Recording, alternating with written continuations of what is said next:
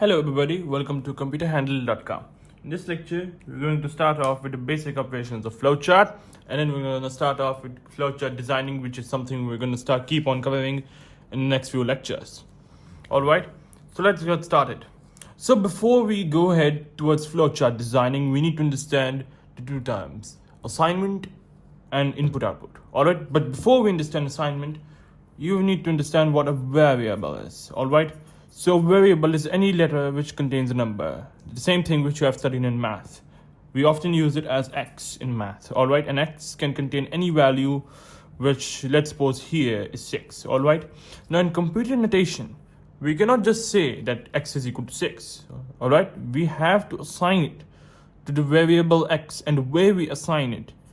On paper, it's different from many programming languages, but on paper, what we'll do is we'll put an arrow like this towards the variable, and then we'll put our number. Alright, so x is 6. How do we know? Because the number 6 is being transferred to x. That's how it works. Alright, so another example. Alright, we want to make x equal to, let's say, 13. Alright, so it's x over 13, and now when you ask what's the value of x, it is right now 13. Alright, but later let's say you change the value and you say that x is 15, and then you ask what's the value of x. It's 15. Well, this is because the value is changing, because it's a variable. The value can vary from any point. Alright, now let's have a look at this. The assignment can also carry out basic math operations.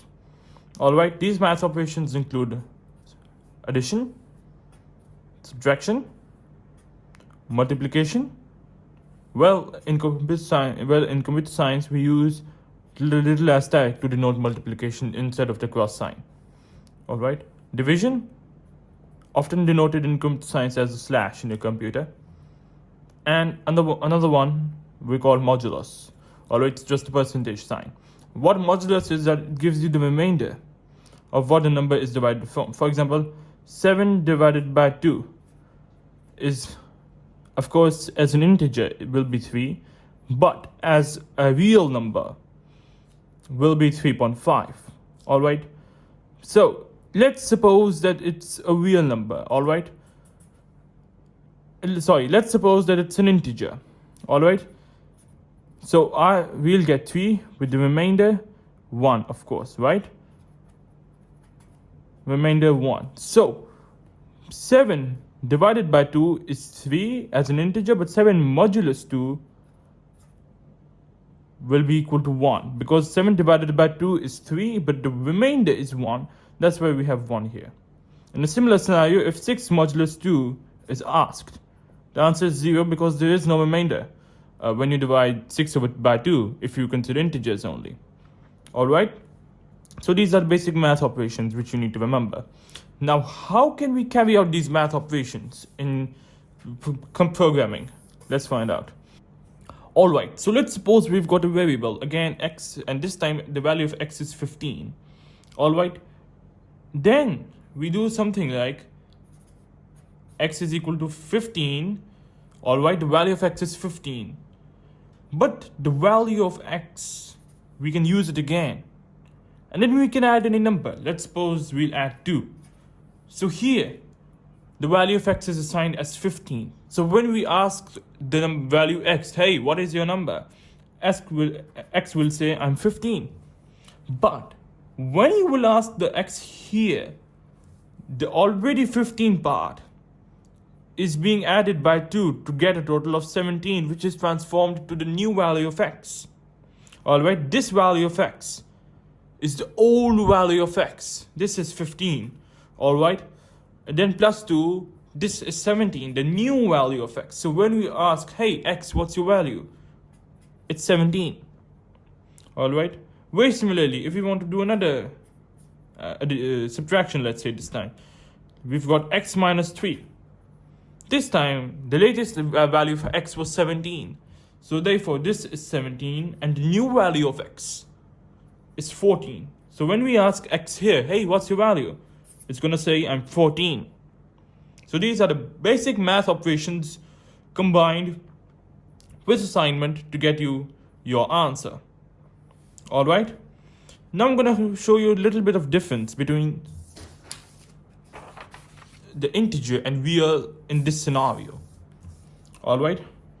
Let's suppose we have, again, the same old example, x. Let's suppose the value of x initially is 7. Then let's suppose we need to divide x by 2.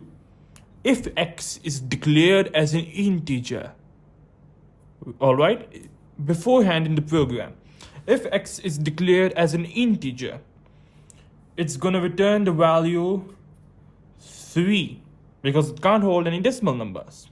All right, if declared as an integer, I'll write here integer.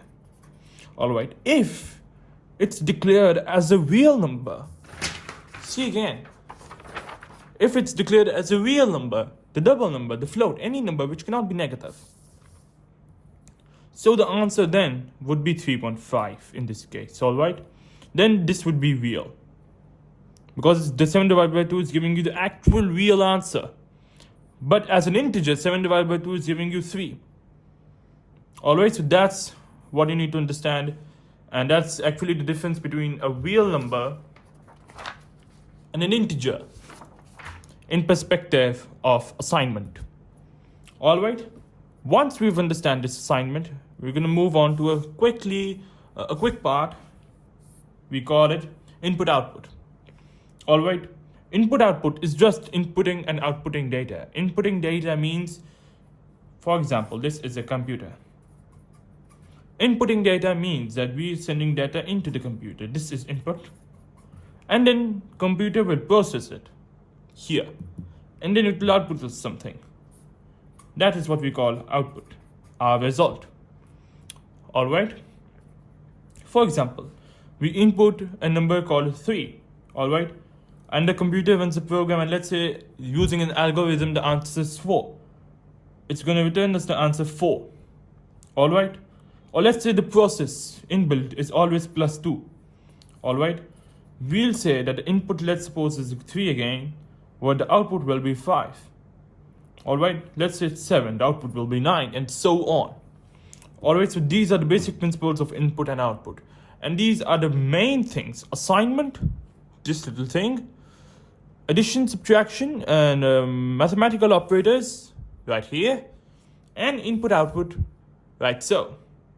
These are the basic things you need to understand before we can start off with flowchart designing, which we're going to start off with the next lecture. All right. And here we also put into perspective how the difference between an integer and a real number would be. The x number, if it was integer, would be 3, but x, if it would be real, would be 3.5. All right. So these are the basic concepts we need to know before we can start off with flowchart designing.